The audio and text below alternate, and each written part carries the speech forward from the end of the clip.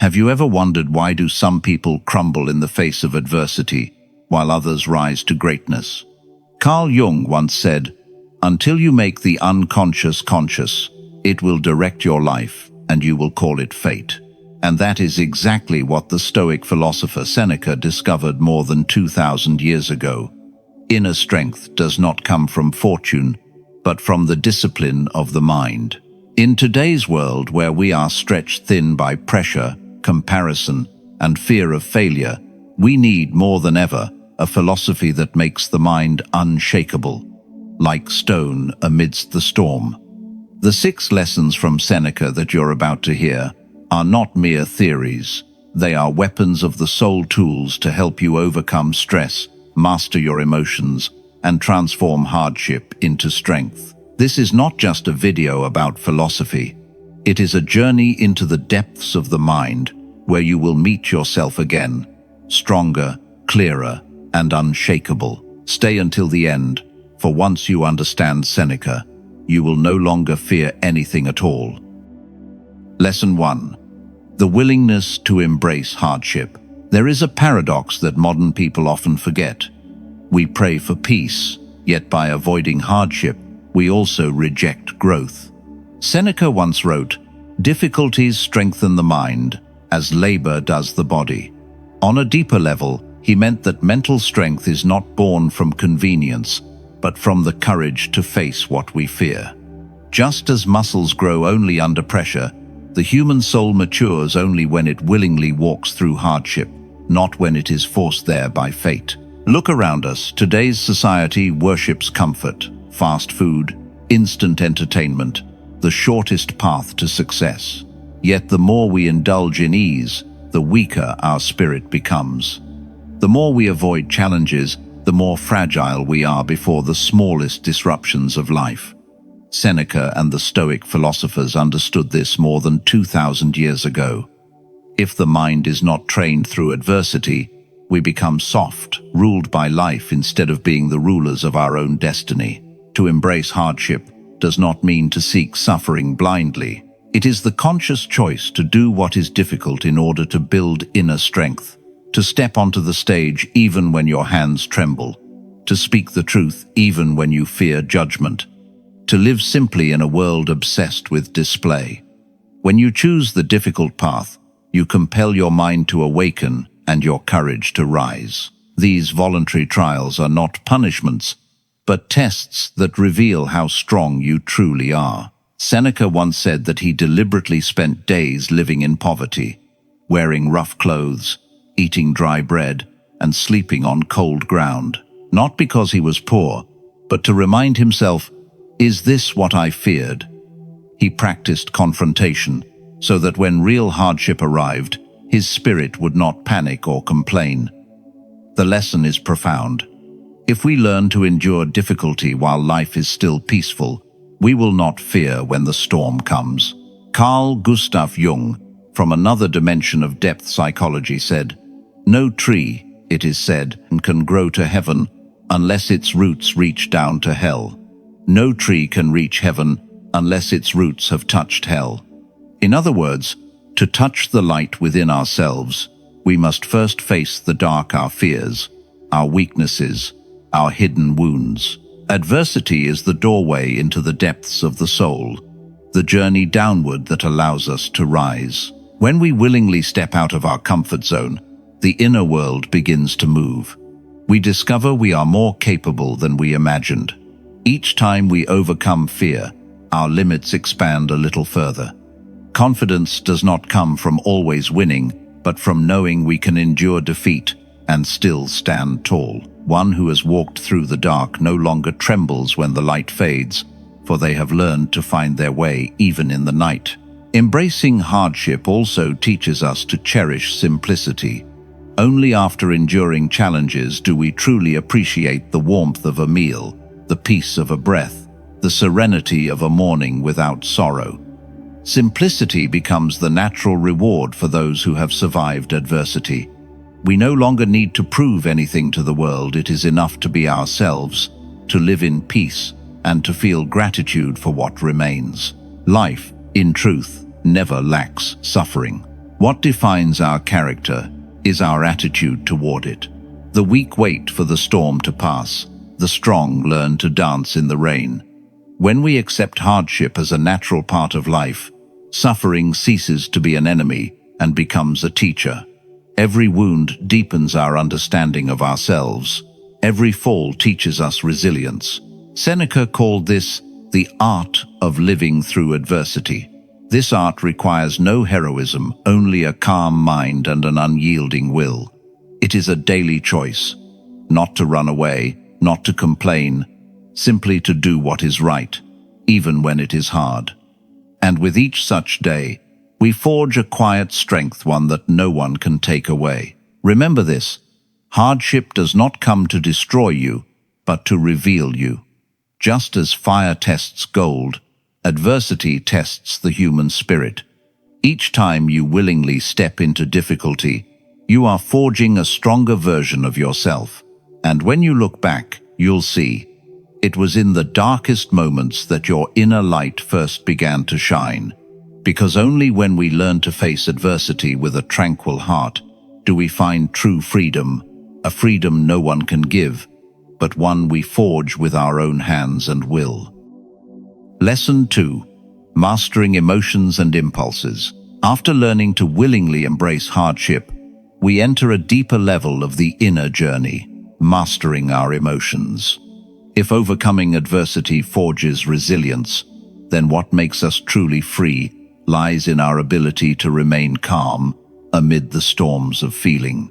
Seneca once wrote, "The greatest of all evils is a mind without control."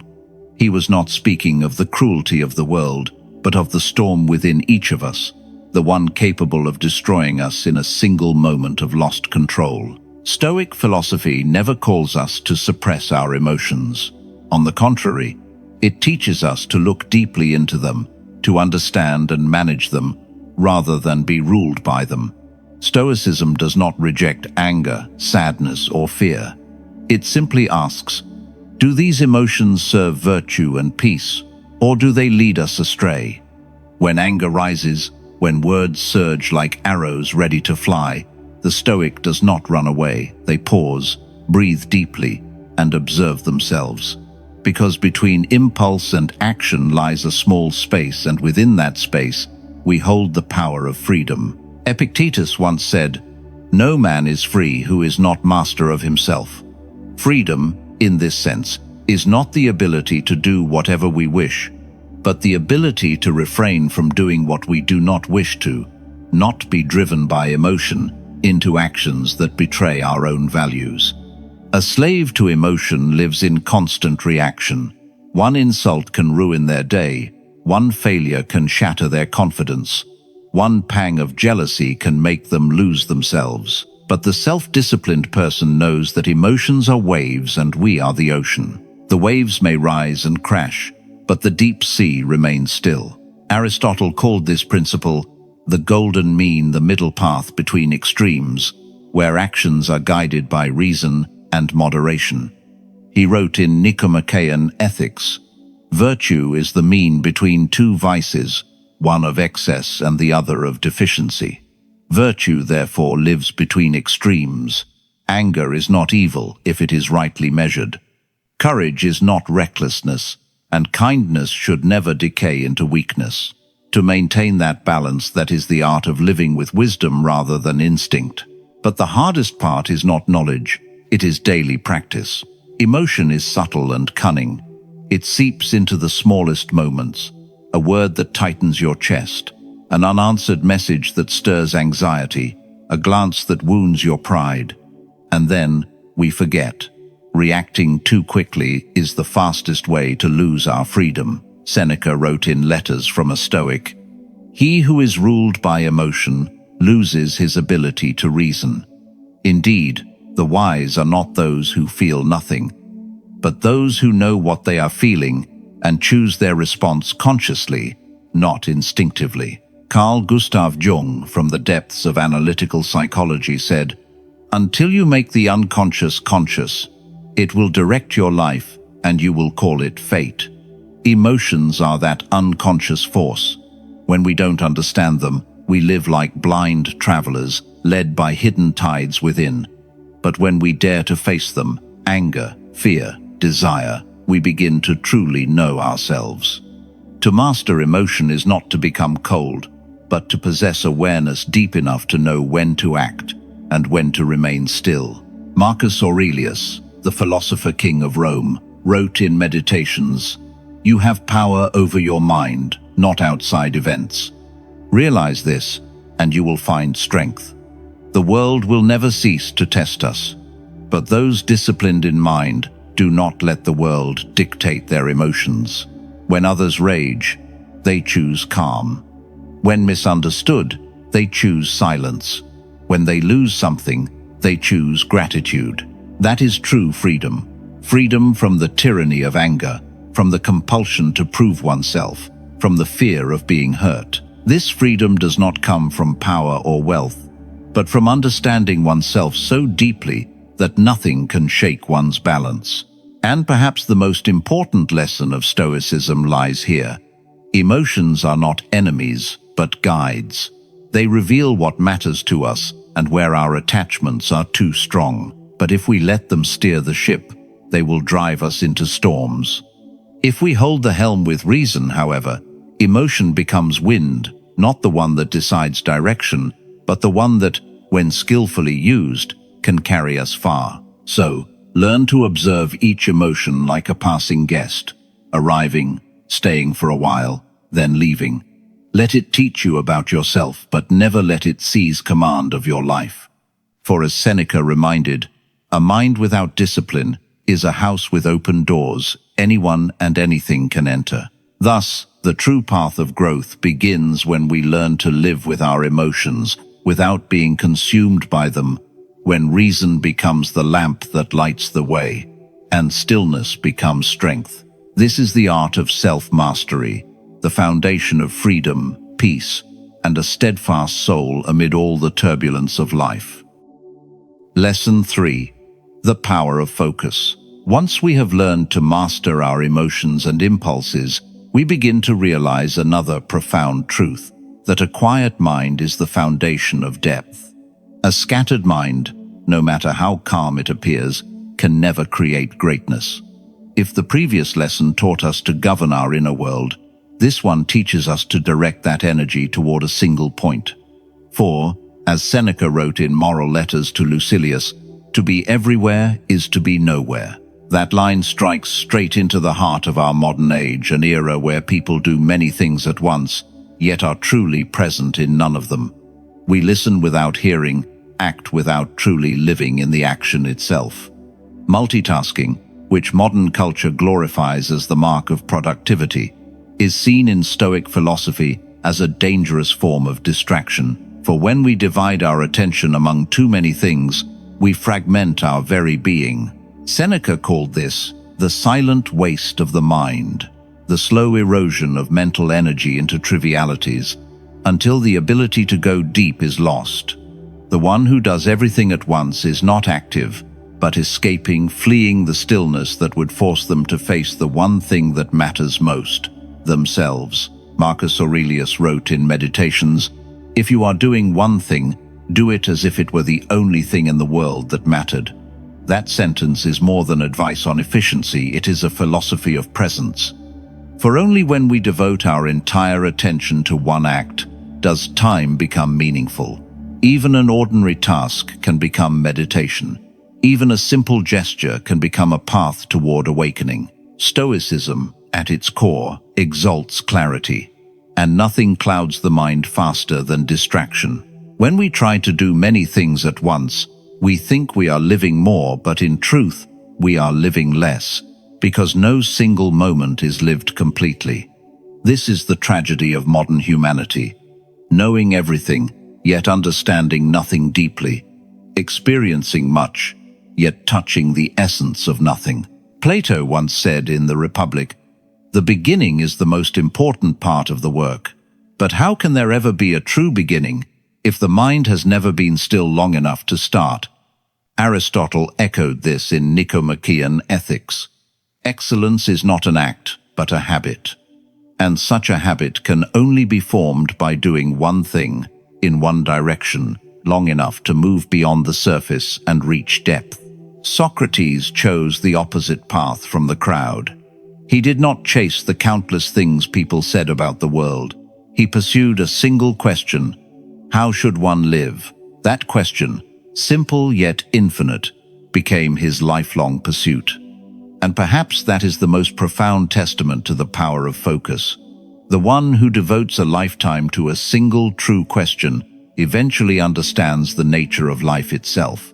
When we learn to focus, we do more than improve productivity. We reshape the architecture of the mind. Focus is a pure form of energy. It gathers the scattered fragments of attention and unites body and spirit into one flow. A focused person does not need to move fast. They simply move steadily. And when the mind is steady, time itself slows and clarity emerges. Carl Gustav Jung, from the perspective of analytical psychology, once said, "The greatest burden a child must bear is the unlived life of the parents." In its deeper meaning, this is also a warning against a fragmented soul. When a person lives in pieces of worry, regret, and unfulfilled dreams, they pass on to the next generation a legacy of restlessness. Only by learning to focus can we truly live a complete life, not in the number of years, but in the depth of each moment. Marcus Aurelius also wrote, "Concentrate every minute like a Roman on doing what's in front of you, with precise and genuine seriousness." This is the spirit of someone who understands that time is not something to be spent, but something to be honored. Focus is not merely a skill, it is a spiritual state.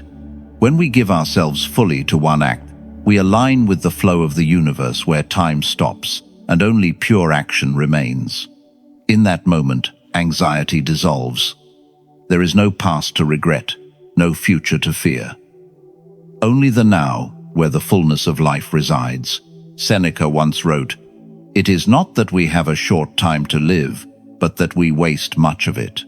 And the greatest waste is to live with a mind scattered everywhere but the present moment. So choose one thing and do it with your whole heart. You don't need to do much. You need only to do what matters, deeply and well. For it is depth, not breadth, where the soul expands. Focus does not slow you down, it makes you whole. And when you learn to bring your entire presence into each action, each word, each breath, life itself becomes simple yet luminous. Because only when you choose a single direction can you finally reach the depths of yourself. Lesson 4. Escaping the victim mindset. When we have learned the art of focusing on one thing, the mind begins to clear. And when the light of focus shines inward, we start to see the shadows, the beliefs, fears, and self-pity we've carried for so long. It is here that the next stage of the journey begins, stepping out of the victim mindset, an invisible prison that traps countless souls. Seneca once wrote in Letters to Lucilius, "We suffer more often in imagination than in reality." It seems simple, yet it reveals a brutal truth. Most of our suffering does not come from circumstances, but from how we think about them. When something happens, it is just an event. But when we add our inner stories, "Why me? I don't deserve this. I'm always the unlucky one," we turn ourselves into victims in a play written by our own minds. Stoic philosophy does not teach us to deny pain, but to face it with inner freedom. A Stoic never says, "I am powerless," but rather, "I am responsible for my reaction." They understand that while circumstances lie beyond control, reaction is always a choice. As Epictetus wrote in Discourses, "It's not what happens to you, but how you react to it that matters." When we stop asking, "Why is this happening to me?" and start asking, "What can I learn from this?" we shift our position from victim to creator. In that moment, we move from passivity to mastery. This shift in perception is the essence of inner freedom. Marcus Aurelius, in Meditations, wrote, "The impediment to action advances action. What stands in the way becomes the way." He wasn't preaching blind optimism, but revealing a truth about awareness.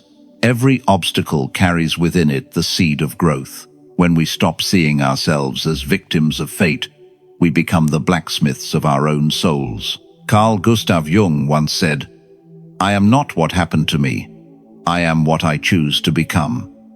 Jung understood that deep within every psyche lies a choice to repeat the wound or to transform it into strength.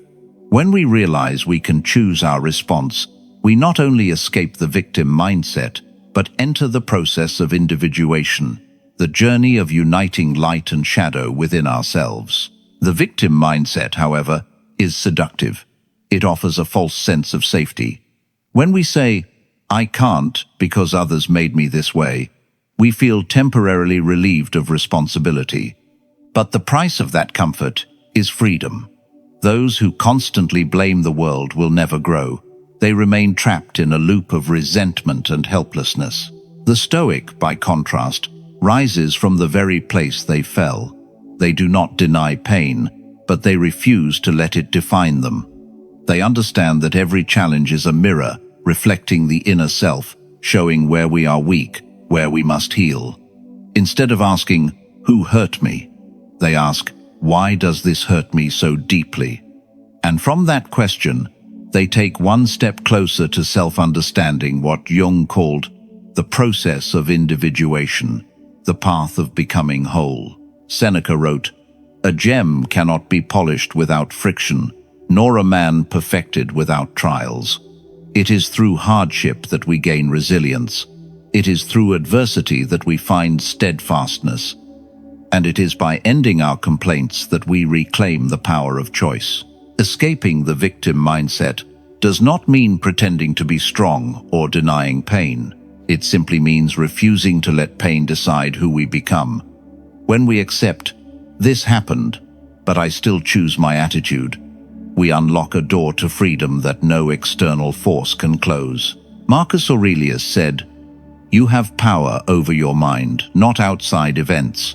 Realize this, and you will find strength."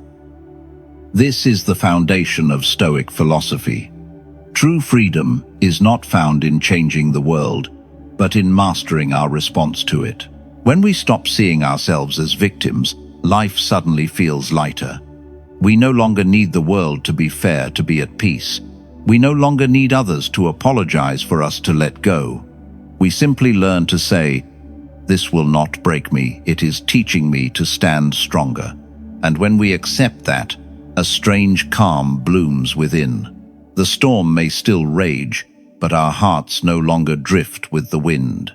This is the freedom that Seneca, Epictetus, Marcus Aurelius, and Jung all spoke of: freedom from the role of the victim, freedom to become the author of our own lives, because in the end, no one can save us except ourselves.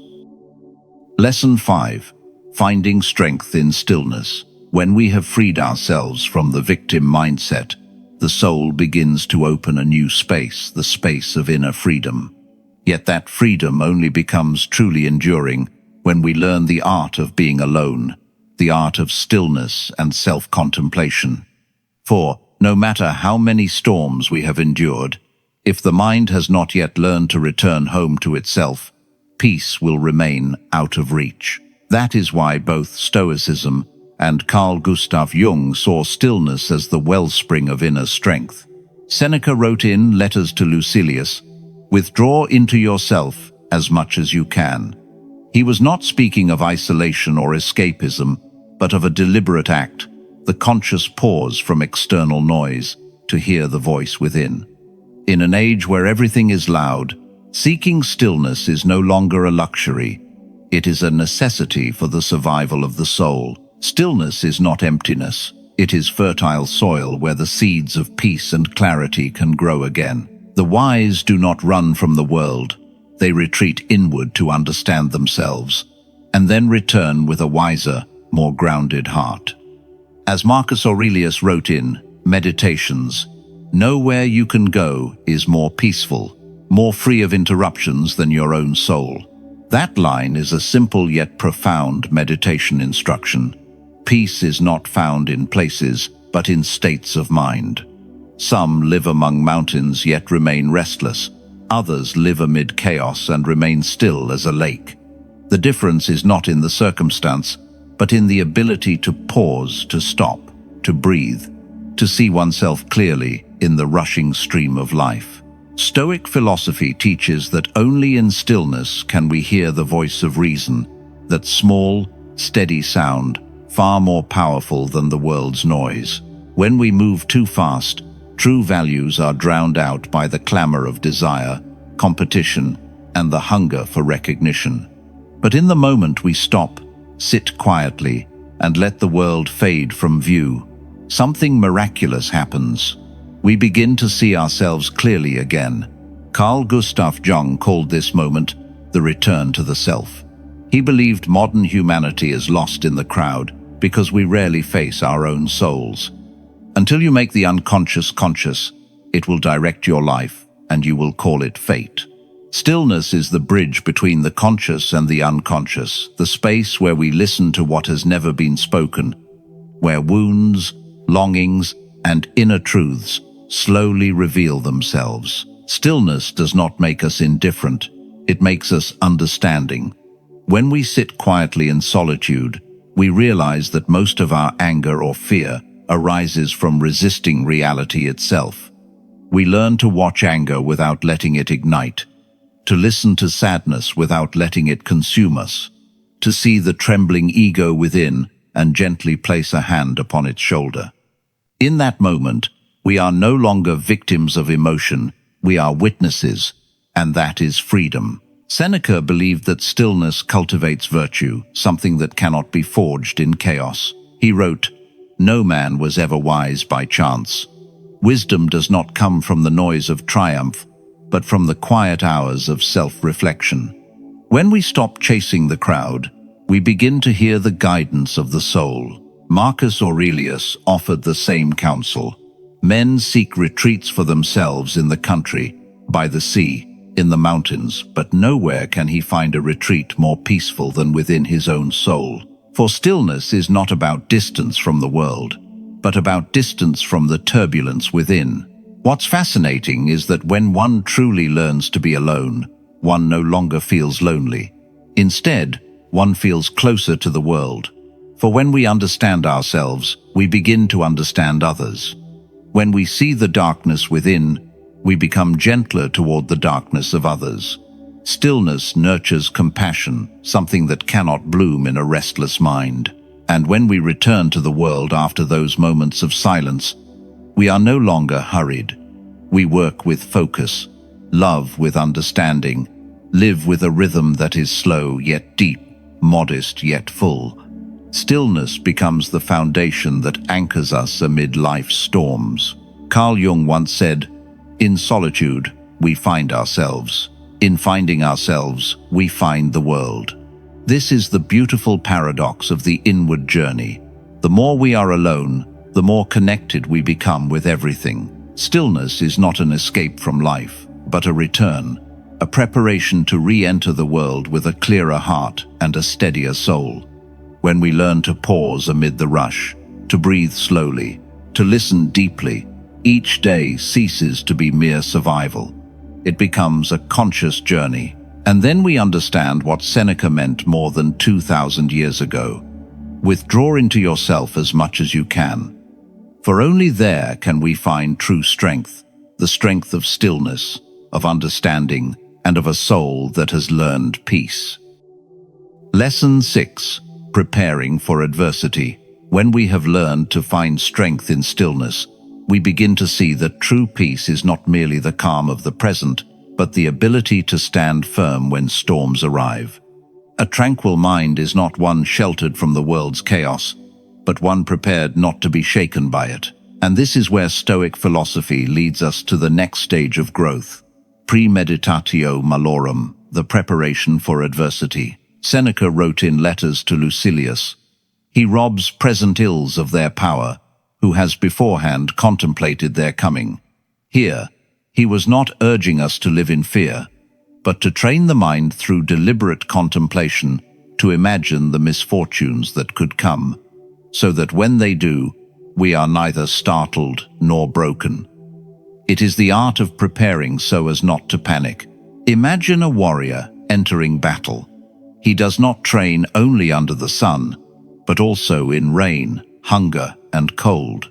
He does not wish for storms, yet he knows they are inevitable. So when the storm finally comes, he does not tremble. He simply breathes deeply, grips his sword, and steps forward with the calm of someone who has faced this moment 100 times in his mind. That is the essence of premeditatio malorum, to rehearse adversity in thought so that one may remain composed in reality. Seneca warned, "What is quite unlooked for is more crushing in its effect, and unexpectedness adds to the weight of a disaster. It is not adversity itself that hurts most, but its surprise. The unprepared, no matter how strong, are easily broken by the unexpected. But those who have already imagined loss and hardship greet difficulty as a familiar visitor, another natural part of the human journey." Marcus Aurelius, in Meditations, advised, "Begin each day by telling yourself, 'Today I shall meet with interference, ingratitude, insolence, disloyalty, ill will, and selfishness.'" He did not write this to be cynical, but to prepare for the truth of life. When we know beforehand that the world contains trouble, we are no longer disheartened when it appears. Instead of reacting with resentment, we simply smile. "I knew this might come, and I am ready." Epictetus, the slave who became a philosopher, taught, "When you kiss your child, say to yourself, 'Tomorrow it may die.'" This is not a call to coldness, but a practice of awakened love. Only by accepting the possibility of loss can we fully cherish what we have. Stoicism is not pessimism, it is preparation for living fully, without illusion, without dependence. Carl Gustav Jung, from the lens of depth psychology, expressed the same truth. No tree, it is said, can grow to heaven unless its roots reach down to hell. The image captures the very spirit of premeditatio malorum. We must dare to look down, to face the darkness, so that when the light comes, we stand firm. Those who avoid thinking about pain believe they are being positive, but in truth, they are fragile before reality. Those who face adversity, however, are the ones who are truly free. In an age of comfort and fragility, people crumble at the smallest inconvenience. A delayed plan, a harsh word, a small loss and anxiety consumes them. But if we train the mind as Seneca, advised by imagining loss, failure, and misfortune, we are no longer overwhelmed when they occur. The mind becomes like a seasoned soldier. It still feels pain, but it is not undone by it. Paradoxically, premeditatio malorum does not make us pessimistic, it makes us grateful. When we imagine losing everything, and then awaken to find all still here, gratitude blooms naturally. When we are prepared for the worst, everything good becomes a gift. That is the beautiful paradox of Stoic wisdom.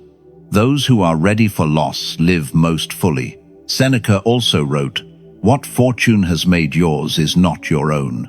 Once we understand this, we stop clinging to what lies beyond control: wealth, status, people, even health.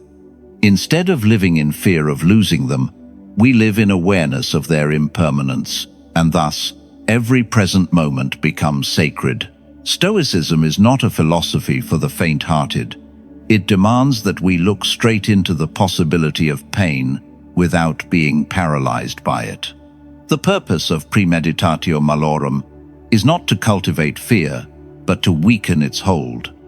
Once we have faced the worst in our imagination, there is little left to fear in reality. And so, in the quiet of the morning, when we sit down, close our eyes, and reflect on what could vanish: our career, our relationships, even this body, we do not become sorrowful. We become serene, for we see that everything can be lost, but our virtue, our reason, and our inner peace remain untouchable. This is the spirit of Stoicism, the wisdom of Seneca, Marcus Aurelius, Epictetus, and Jung alike. to prepare so that we do not fear, to face so that we do not fall, to imagine so that we may truly appreciate. For the one who has already faced the storm in the mind will see, when the real storm comes, only the wind. When we have learned to prepare for adversity, we no longer fear the unpredictable turns of life. For the one who has already faced the storm within, when the real tempest arrives, can only smile and keep walking. That is the greatest gift Stoic philosophy has left us, a mind that cannot be easily broken, a heart that remains calm amid chaos. Seneca, Marcus Aurelius, and Epictetus all pointed toward the same truth. Strength does not come from avoiding pain, but from accepting it as a natural part of life's journey. Carl Jung once said, "I am not what happened to me, I am what I choose to become." And that is the essence of mental toughness, the strength of the spirit. When we understand that we can choose our response, that we can prepare for any storm, and that we can stand firm even when the world collapses, we cease to be victims of life, we become its masters. If the 6 lessons from Seneca have touched you today, don't just listen, live them. Practice them every day, and you will feel the quiet power of serenity, a power no one can give you, except yourself. Thank you for staying until the end of this journey. If you've found peace, strength, or even a small spark of light within your mind, please like, subscribe, and share this video with someone who needs it. Remember, we cannot control the world, but we can always control how we face it. See you in the next video, where we'll continue our exploration of the human mind and the power of the inner self. Keep your heart calm and let your mind stand steady like a mountain before the wind.